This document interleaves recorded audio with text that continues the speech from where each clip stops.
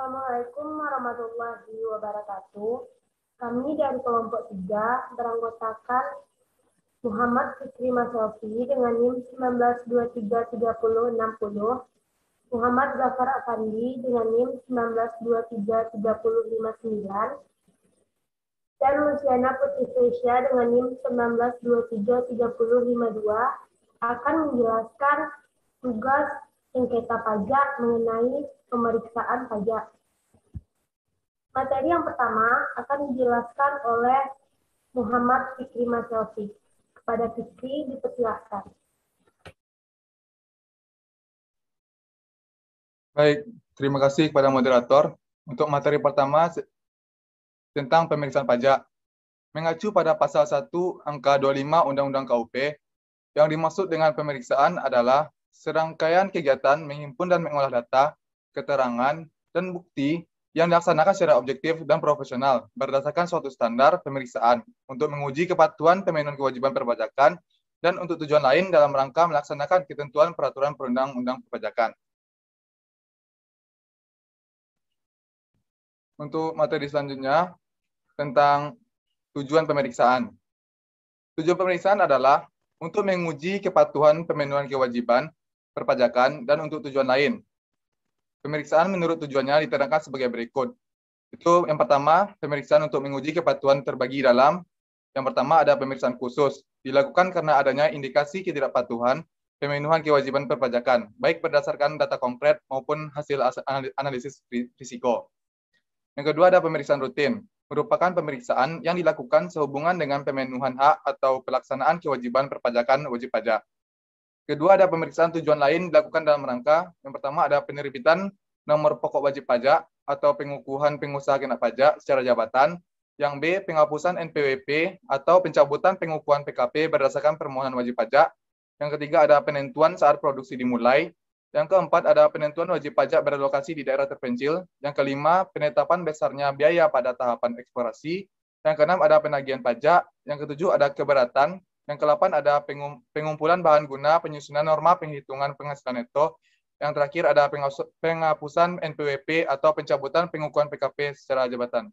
Baik, hanya itu yang bisa saya dapat sampaikan. Saya kembalikan pada moderator. Terima kasih kepada Fikri. Penjelasan selanjutnya akan saya jelaskan sendiri mengenai jenis pemeriksaan.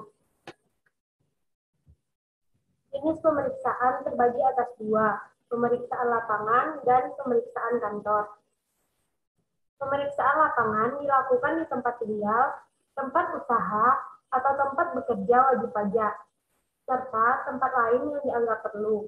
Dalam pelaksanaannya, wajib pajak diwajibkan untuk memperhatikan buku atau dokumen yang menjadi dasar pembukuan dan dokumen lain yang berhubungan dengan penghasilan, kegiatan usaha, pekerjaan bebas wajib pajak, atau objek yang terutang pajak.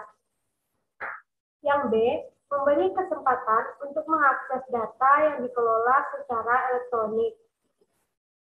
Yang C, memberi kesempatan memasuki dan memeriksa ruangan, barang bergerak atau tidak bergerak yang diduga digunakan untuk menyimpan buku atau dokumen yang menjadi dasar pembukuan, dokumen lain, uang atau barang yang memberi petunjuk penghasilan yang diperoleh kegiatan usaha, pekerjaan bebas wajib pajak atau objek yang terutang pajak. Yang D, memberi bantuan untuk kelancaran pemeriksaan berupa menyediakan tenaga dan atau peralatan atas biaya WP jika dalam mengakses data yang dikelola secara elektronik memerlukan peralatan atau keahlian yang khusus.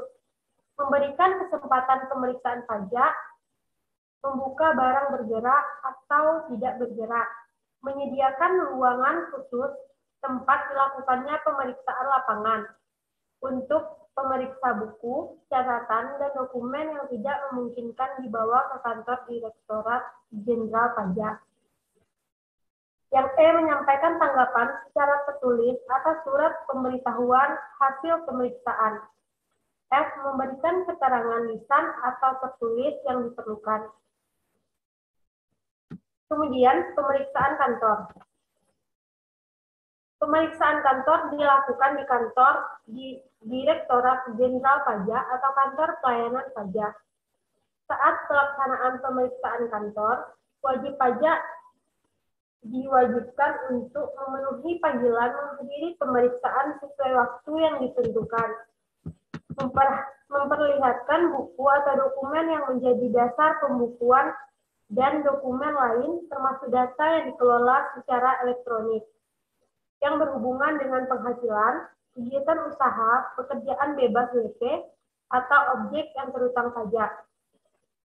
Memberi bantuan untuk kelancaran pemeriksaan. Menyampaikan tanggapan secara tertulis atas surat pemberitahuan hasil pemeriksaan.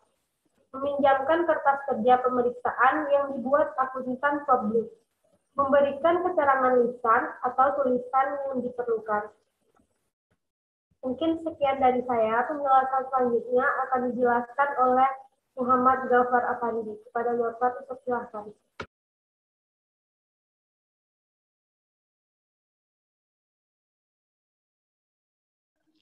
Baik, saya akan menjelaskan mengenai hasil pemeriksaan pajak.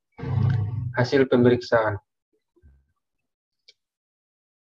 Pemeriksaan dimulai dengan penyampaian surat pemberitahuan pemeriksaan lapangan atau pengiriman surat panggilan dalam rangka pemeriksaan kantor.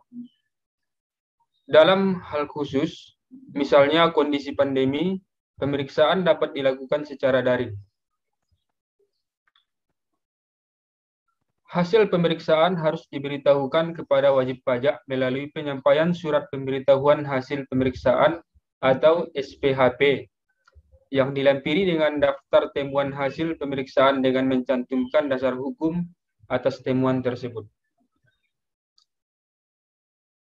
Pemeriksaan dalam pengujian kepatuhan wajib pajak diakhiri dengan pembuatan laporan hasil pemeriksaan atau LHP dan produk hukum yang dapat berupa yang pertama, surat ketetapan pajak kurang bayar atau SKPKB.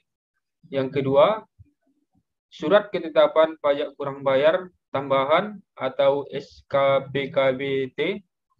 Yang ketiga, surat ketetapan pajak nihil atau SKPN. Yang keempat, surat ketetapan pajak lebih bayar atau SKPLB.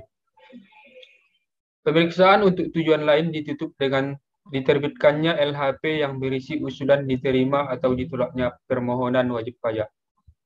Kemudian, poin E, yaitu mengenai penyelidikan. Penyidikan pajak merupakan proses kelanjutan dari hasil pemeriksaan pajak yang mengindikasikan adanya bukti permulaan tindak pidana di bidang perpajakan.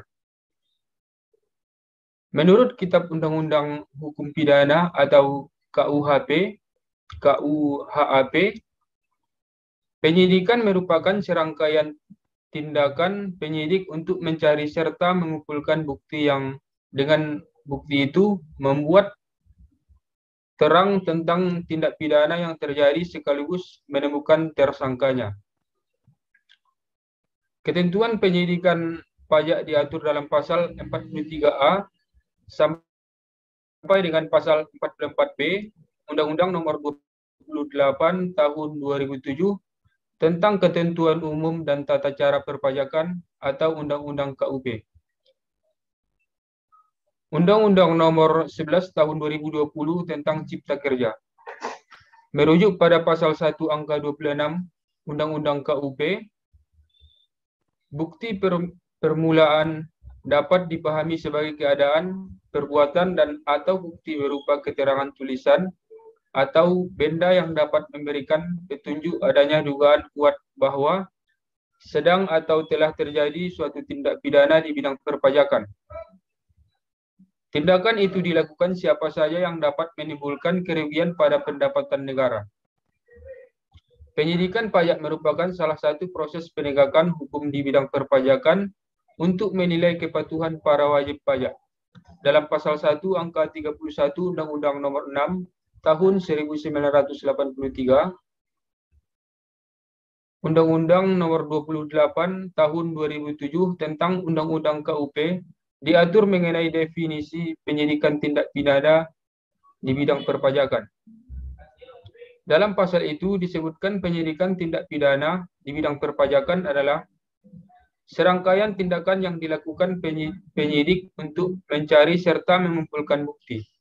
Pengumpulan bukti itu ditujukan untuk membuat suatu tindak pidana perpajakan menjadi terang atau jelas serta dapat ditemukan tersangkanya. Baik, sekian dari saya kembalikan kepada moderator. Terima kasih kepada Iqbal. Mungkin sekian penjelasan dari kelompok kami mengenai pemeriksaan pajak. Kalau ada salah dan janggalnya, kami mohon maaf. Wabillahi taufiq wal hidayah. Assalamualaikum warahmatullahi wabarakatuh.